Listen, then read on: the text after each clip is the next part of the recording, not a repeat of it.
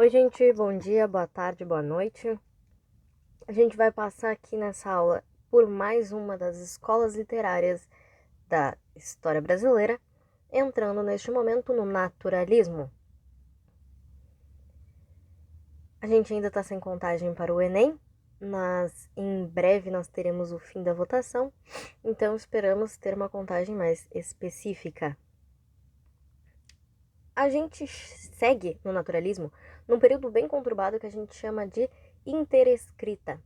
O naturalismo está junto com aqueles outros períodos, como o realismo e o parnasianismo. Todos eles acontecem durante a mesma fase histórica, então eles têm o mesmo background de acontecimentos, porém cada um com a sua interpretação. O naturalismo está dentro do século XIX, naquele período que para nós é importante pensar, da pós-abolição. Se o realismo tem tantas marcas da pré-abolição, mesmo que acontecendo em métodos muito próximos, o naturalismo tem uma boa representação do que acontece após a abolição da escravatura e do sistema de higienização urbana. Para quem não conhece, infelizmente isso é um acontecimento que durou por muito tempo e ainda acontece. A higienização urbana foi o processo que passou a acontecer quando, pós a abolição, os ex-escravos começaram a criar moradias improvisadas, criando uma favelização nas cidades. Desculpa. O que acontece? Você tem pessoas que agora não têm dinheiro, não têm adequação escolar e precisam buscar meios de sobreviver. E isso, infelizmente, acaba trazendo uma aglomeração de pessoas indesejadas, entre aspas, para a área urbana. Então, as grandes cidades que tinham como polos industriais ou até mesmo de comércio e turismo, até da própria existência, né?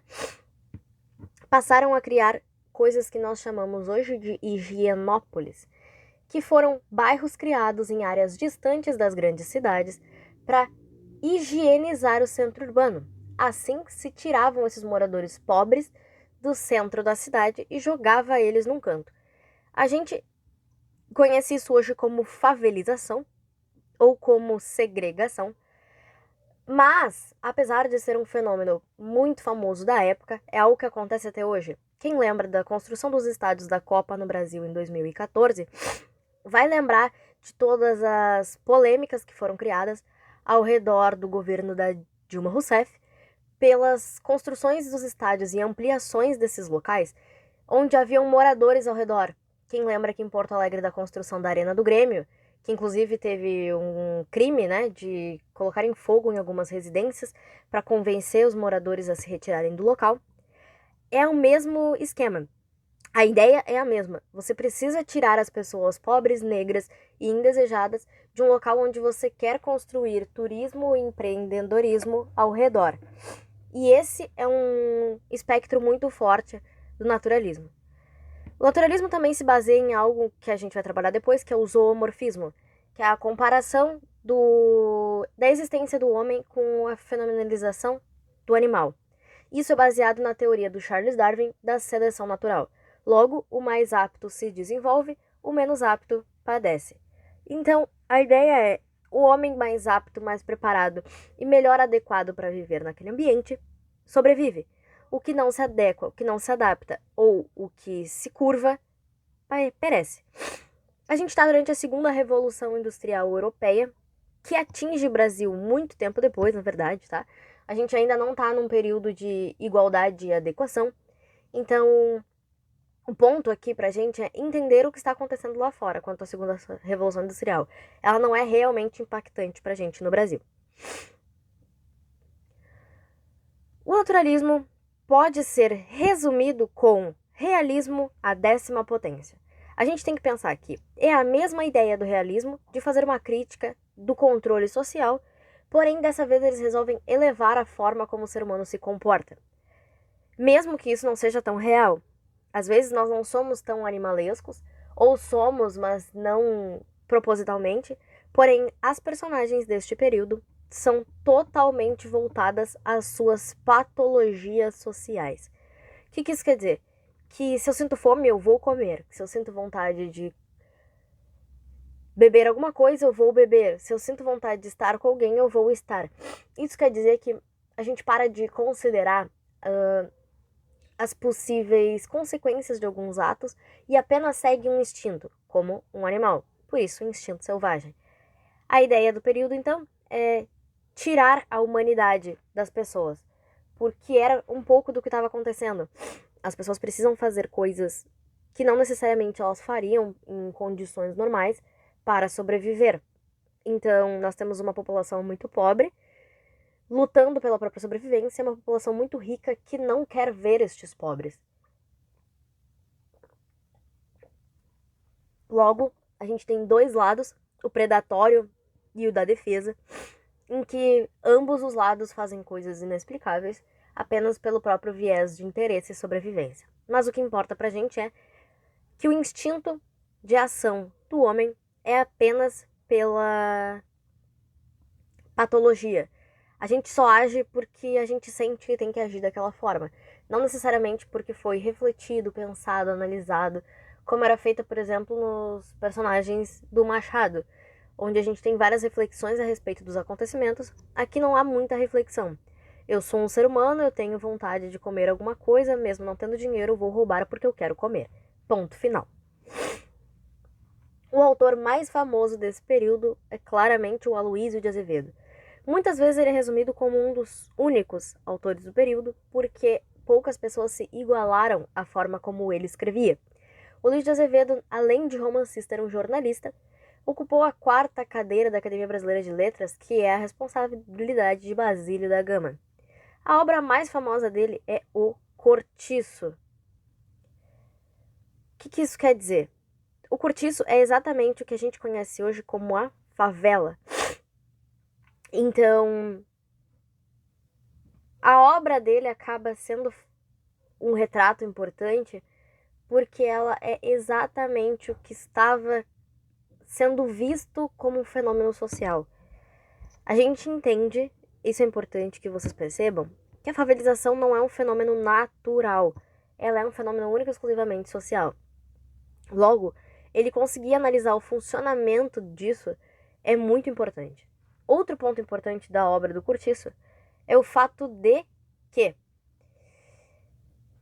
quem já leu a obra ou quem vier a ler a obra vai perceber que existe uma aura dentro da narração que nós conhecemos como narrador presente, que muitas pessoas da literatura analisam de forma brilhante que quem seria o narrador é o próprio Cortiço narrando a sua existência.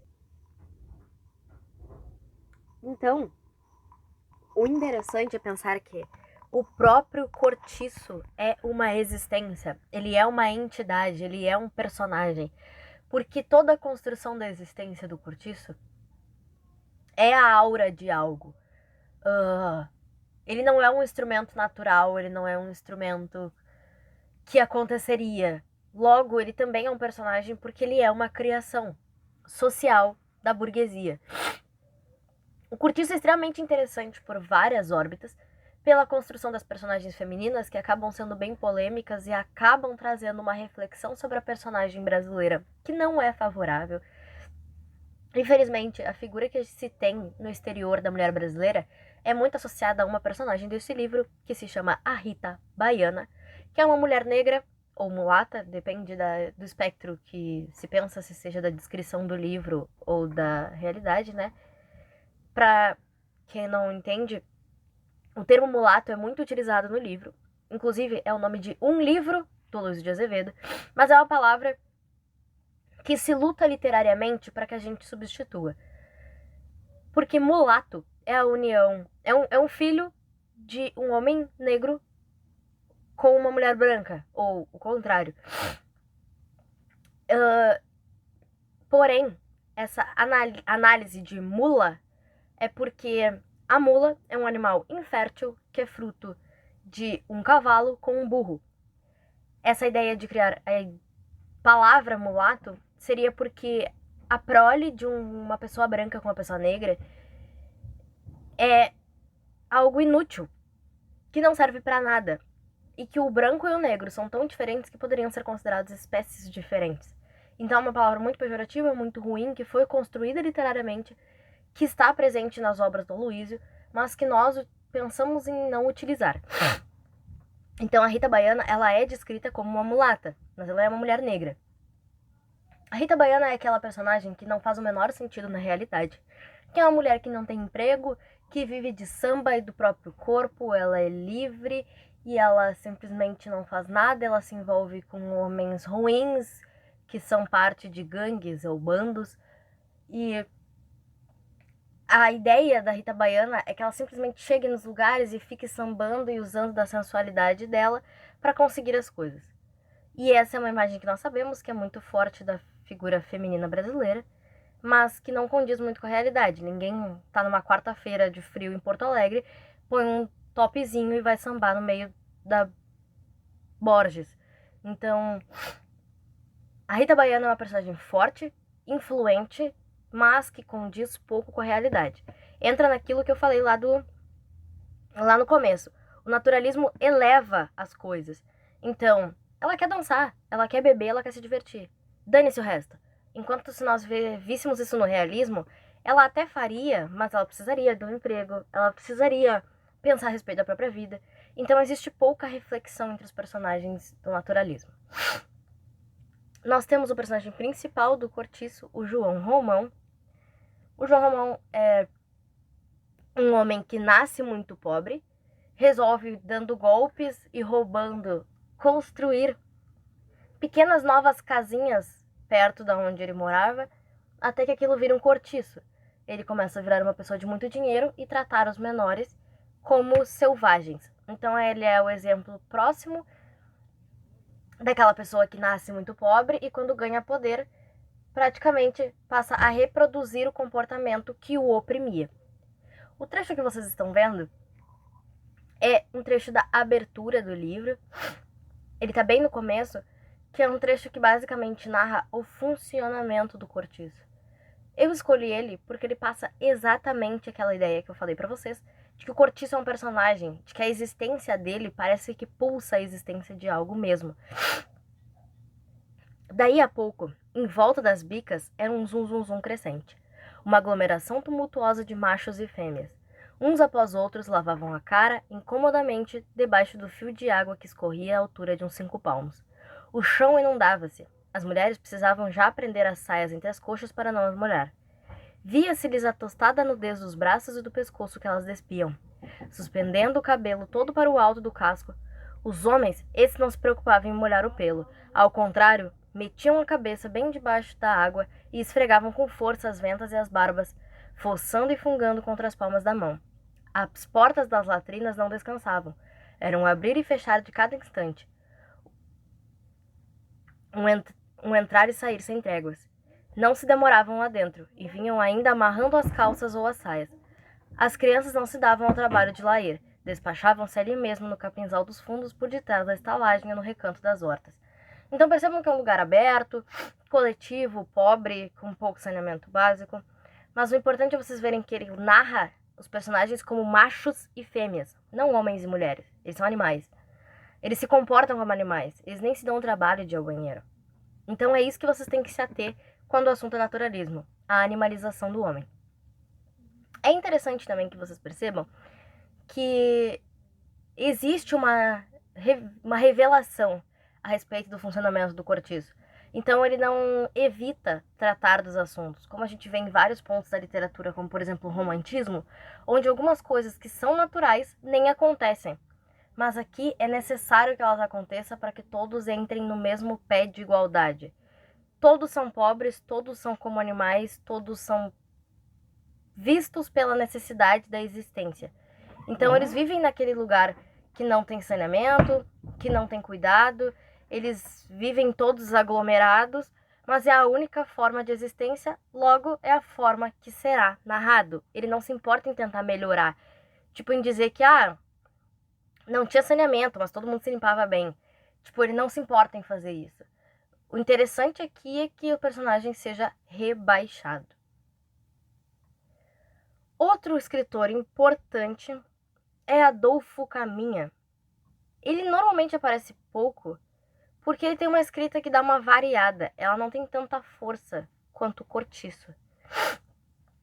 O Adolfo Caminha também escreve um pouco de poesia, e o que realmente não se encaixa dentro do naturalismo, mas como a gente está num período de transição, é totalmente comum.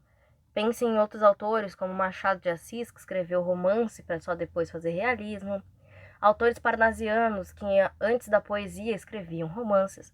O Adolfo Caminha entra nessa era de transição, fazendo exatamente essa transição.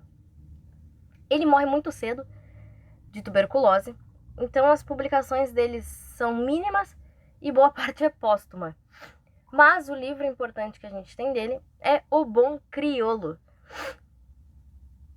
O Bom Crioulo tem várias, como eu posso dizer, espectros que são interessantes, importantes, mas que são muito fortes. É por isso que vocês muitas vezes nem ouvem falar deles na escola ou em provas, porque ele tem uma história muito forte, muito pesada, e tudo isso deixa uma aura muito complicada de ser trabalhada no livro.